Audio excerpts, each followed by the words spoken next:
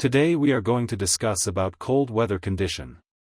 What could be the hazards and what precautions to be taken? Hazard number 1.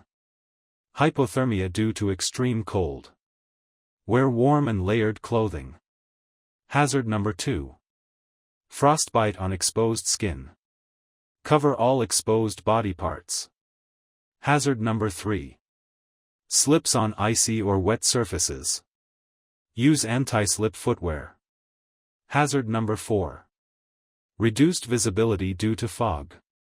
Use proper lighting and signals. Hazard number 5. Fatigue from cold environment. Take regular breaks in warm area.